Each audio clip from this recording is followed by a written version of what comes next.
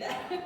I know we're doing things a little bit different, and we're beginning this 3-week series on worship. So if there was ever a time for us to change things up, it might be now, so just be ready. We're not going to do anything too crazy, but we just want to stretch some things and give us some different things to think about and consider over the next 3 weeks. So I'm really excited because, again, Dylan's going to be preaching next week, so can't wait to hear that. But today, I just wanted to begin our series on worship by sharing a scripture with you that in many ways expresses for me what the heart of worship is.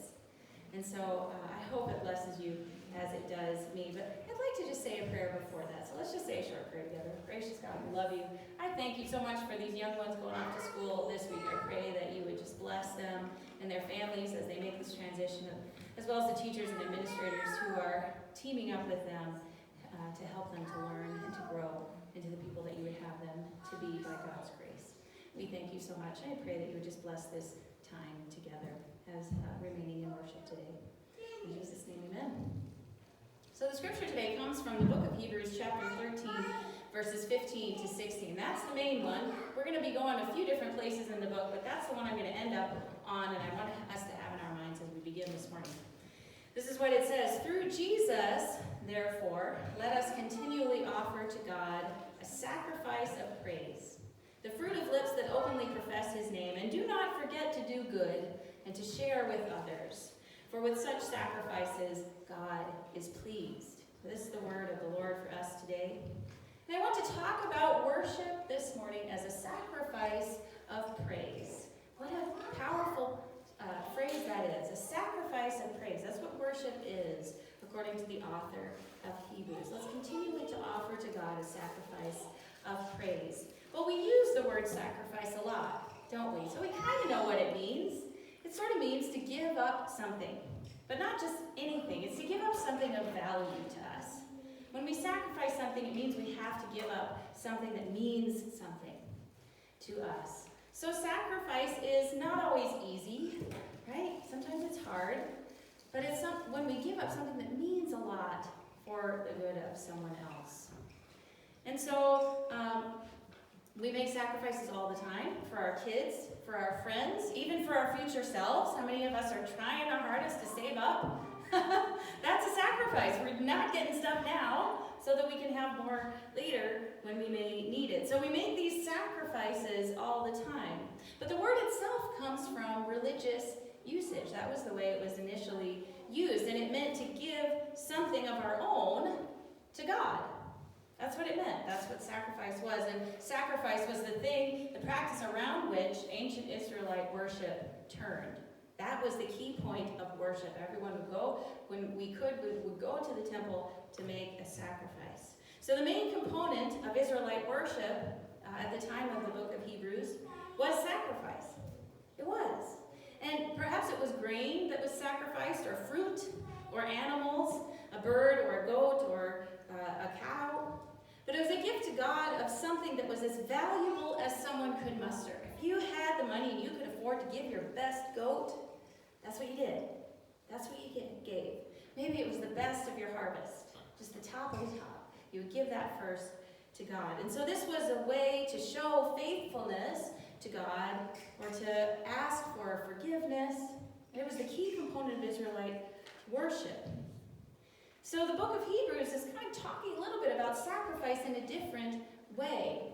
Essentially, the book of Hebrews is a sermon letter. It doesn't start out like a letter, even though it's called a letter. It doesn't have a Dear Timothy like Paul's letters have and some other letters. But it does end like a letter. It has some instructions and things for the believers to keep in mind, which is the verses that I just shared with you. And so it has these closing instructions and a blessing. But the book isn't only a sermon letter, it's a book with a very clear purpose. And that's to explain what appears to be, we think, mainly Jewish believers in Jesus, how Jesus' death and resurrection changes their approach to worship, to life together, and to God. Because it changes everything. See, Jesus' death and resurrection changed everything for the early believers, both Jewish and Gentile. Right? But this letter seems to address some of the Jewish concerns about what does it look like for us to be people of God now that things have changed completely. What difference does it make? And it would have been a crucial conversation for early believers to survive in what was a hostile environment.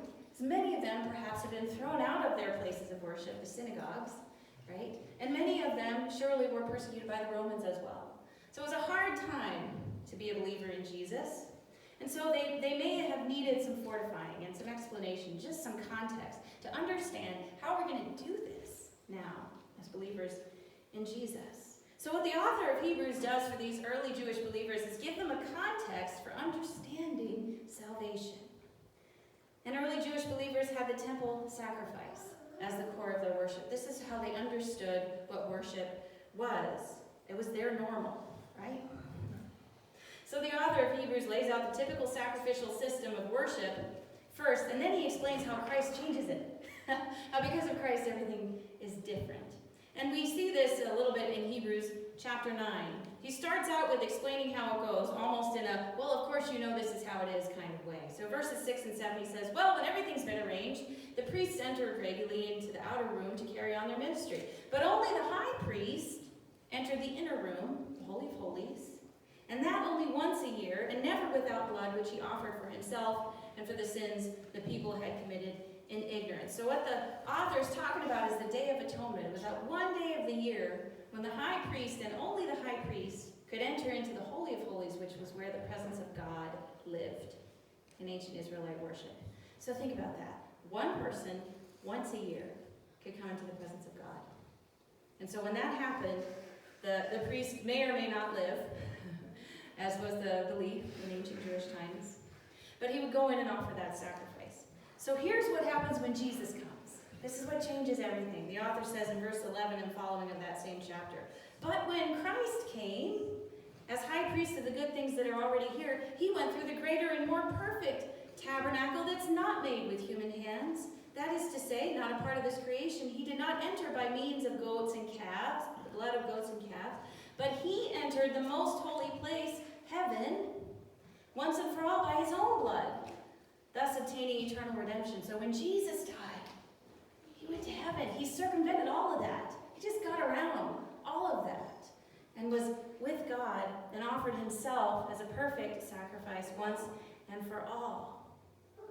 And so the author of Hebrews says, you know, all that stuff that we've done with the blood of goats and calves and all that, that takes care of the outer self. But because of what Jesus did, we're now free inside and out, once and for all, to be in God's presence. So that changes everything. We're covered. We can have forgiveness simply by accepting the gift of salvation that Jesus offered through his sacrifice of himself on the cross. So the author of Hebrews is explaining this is how it's different. It's not just a once a year for one person kind of thing. It's for all of us now. Because of Jesus. He's made the sacrifice once and for all. So, wow, what great news! But it brings up a question.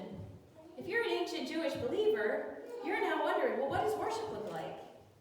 If it's not in the temple anymore, how do we do it? Do we even have to meet together anymore? Like, what's the purpose of worship? What does it even look like? So their normal was completely blown out of the water by Jesus. Right? Ever felt that way? Their normal was just gone. It wasn't that way anymore, and they had to consider, what does it look like to worship? So if sacrifice was the heart of worship in the temple, then what should it look like now? They're asking, how do we worship if the temple sacrifice is no longer the focal point of our worship? And so this is the second part. This is when the sermon moves into point 2, right?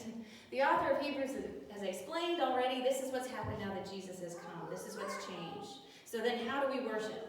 He says it in chapter 10, verses 19 to 25. He says, therefore, brothers and sisters, since we have confidence to enter the most holy place because of Jesus, it's not one person once a year. Now, since we have confidence, by a new and living way open for us through the curtain, that is his body, and since we have a great priest over the house of God, let us draw near to God with glad and sincere hearts, and with the full assurance that faith brings, having our hearts sprinkled to cleanse us from a guilty conscience, and having our bodies washed with pure water and baptism. Let us hold to the hope we profess unswervingly, for he who promised is faithful.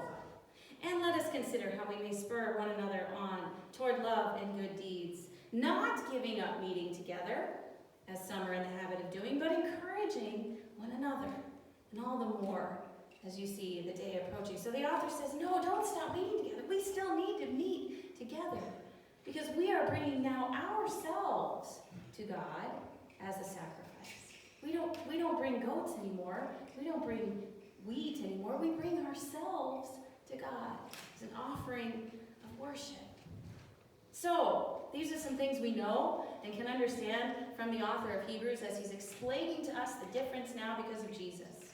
Because of Christ, now nothing separates us from God. There's no curtain, there's no Holy of Holies. We now are able to offer ourselves completely to God directly. And then because of Christ, we can approach God with confidence, not in ourselves, but in God's power at work with us. He says, now we have confidence to enter the most holy place. Why? Because of Jesus. Because of the life that Jesus has given us. Because of the power that Jesus pours into us through the Holy Spirit because of his sacrifice. And so no, don't give up meeting together and encouraging one another. And then we know that because of Christ we're forgiven. We've been washed clean, as the author of Hebrews says in these verses. And because of Christ we're a family. We're a family. We need to bear with one another. We need to keep meeting together regularly to encourage one another, to spur each other on to love and good deeds. And so this is where we come to the heart of worship for me and in the main text for today. So the author has taken us beautifully through this process of understanding what it means, how everything has changed because of Jesus, and how it is so important that we come to worship together to offer ourselves to God. Because the truth is, worship has never been about what we get out of it. It's not the point. It's been about what we give to God. It's a sacrifice of praise. We read those words through to us one more time from our key verses today. Through Jesus, therefore, let us continually offer to God a sacrifice of praise, the fruit of lips that openly profess his name. Our praise, ourselves. And do not forget to do good and to share with others, for with such sacrifices God is pleased. So there's a continuity. Because remember, the heart of Israelite worship was sacrifice. It was sacrifice. An ancient Israelite didn't go to the temple for what they could get out of it. They went to offer sacrifices to God. That was their posture. It was this way. It was this way, not this way. They weren't as concerned about what they received. Now, God is gracious and good. And I'm sure it was a powerful experience, but they didn't go for that. They went to offer sacrifices to God. God was faithful. So worship was never meant to be for our entertainment, to cater to our preferences, or to make us happy. See, now because of Christ, there's no barrier separating us from God. That's what the author's saying. We don't need a high priest to offer sacrifices for us, because we ourselves are the sacrifice. It's not about what we get. But in our worshiping, if we come to God ready to give him of ourselves, guess what happens? Guess what happens? We can experience deep fulfillment. So we offer those sacrifices together with a spirit of gratitude and generosity. We can experience powerful worship when we come to give. When we come to give to God. So we come to worship to offer our hearts. We come to give up all of ourselves to the God who's brought us home to himself. And because we're all different, our worship, I believe, should be varied and diverse and different and colorful, just as God created us to be. And this is where I want to come to a moment of expression for myself. Because this verse has brought up to me something of an expression of what I believe worship to be. And I've been worship director and worship leader, and worship has always been close to my heart. And so I wanted to talk just a little bit about it. Give you an idea of where my heart is when we come to worship. And here's what I suggest. Friends, here's what I believe. If I am personally entertained by and completely comfortable with every song and every prayer and every element of my worship experience, maybe I need to consider which God I'm worshiping. If I come to worship and everything is exactly what I want, then who am I worshiping? What does worship look like? I would suggest, friends, that a community of sameness looks like me, and everybody talks like me, and everybody's kind of my age, and we're all kind of the same economic bracket, the same background ethnically, and the same political party, if that's what my community looks like, I need to wonder whether that's healthy. Because we're all made different. We're all made in God's image. And I think if there's one place in which we must acknowledge and even celebrate our diversity, it's in our worship. Because in worship we offer ourselves in all our diversity and sacrifices of praise to God who created us different.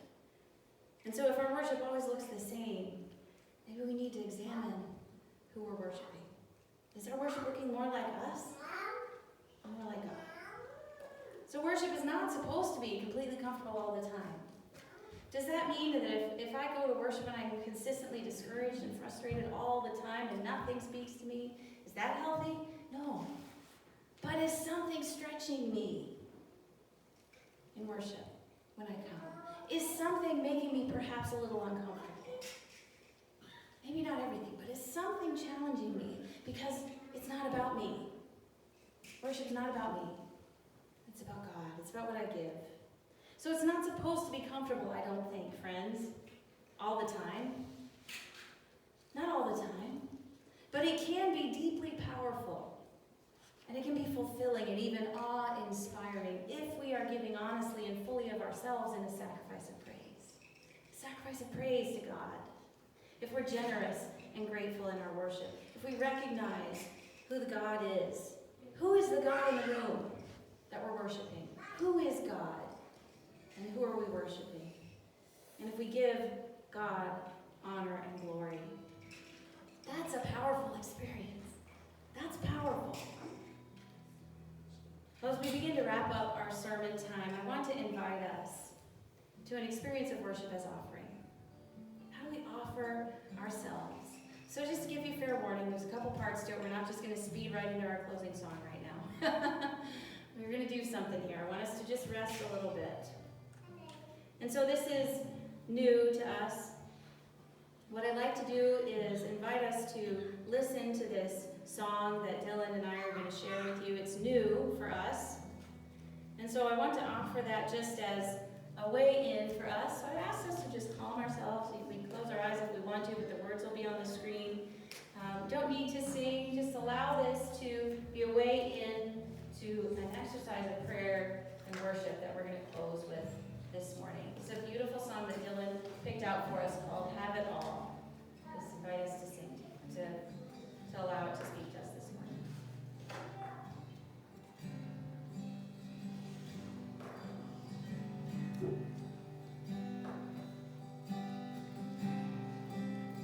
You can have it all, Lord.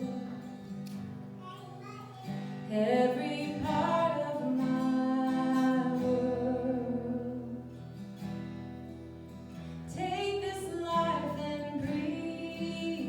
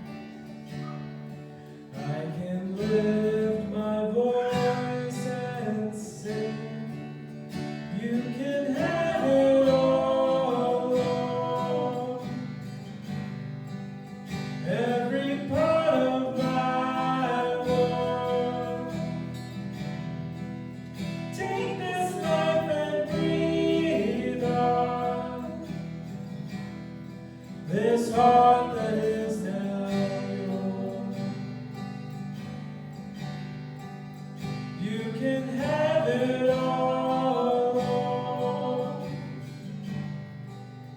Every part of my world.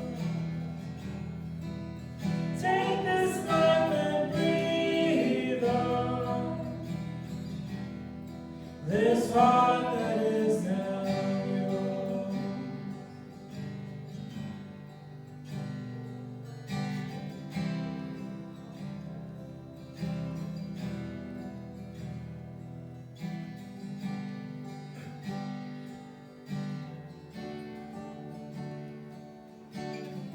There is no greater call than giving you my all. I lay it all down. I lay it all down. There is no greater love, no higher name above. I lay it all down. I lay it all down. There is no greater call than giving you my all. I lay it all down. I lay it all down. There is no greater love, no higher name above. I lay it all down. I lay it all down. You can have it all, Lord. Every part of my world. Take this life and breathe on this heart that is now yours. You can have it all.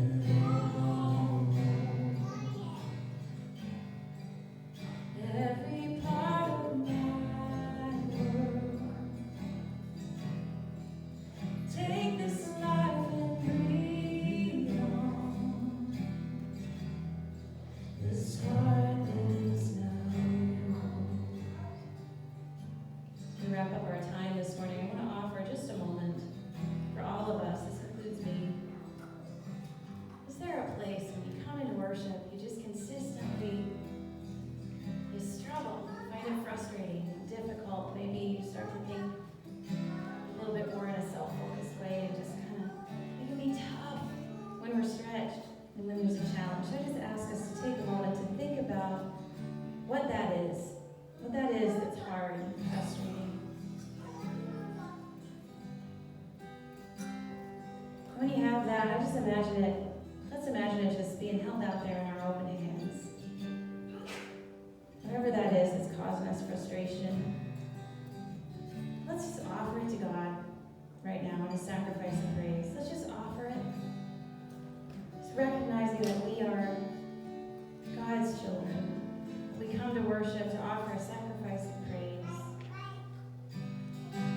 So let us just turn that over to God as we begin to turn our focus off ourselves and onto our wonderful, our amazing, our beautiful God who loves us and created us. Just ask that we offer that to God. Gracious God, we love you, and it's hard. It's beautiful to be different, and it's hard sometimes that we're all different. And we bring that difference with us into worship. And it can be, if we're honest, it can just be frustrating sometimes. We don't always see eye to eye on everything. And when we come to worship, we can be reminded of that too. So Lord, I just ask that you would help us to be generous. Help us to give our hearts fully to you in worship, to offer our sacrifices of praise when we come together. To recognize that you have created us and that because of Jesus, there is now no barrier between us and you. What a miracle that is. We just come to you and offer ourselves freely. We pray that you give us the courage to do that together, to be vulnerable with one another and offer ourselves in worship to you. We thank you for your gift of your Son, Jesus Christ, through whom we have freedom, and forgiveness, and life everlasting. Thank you so much, God. We ask all these things in Jesus' name. Amen. Well, thank you for sticking with us.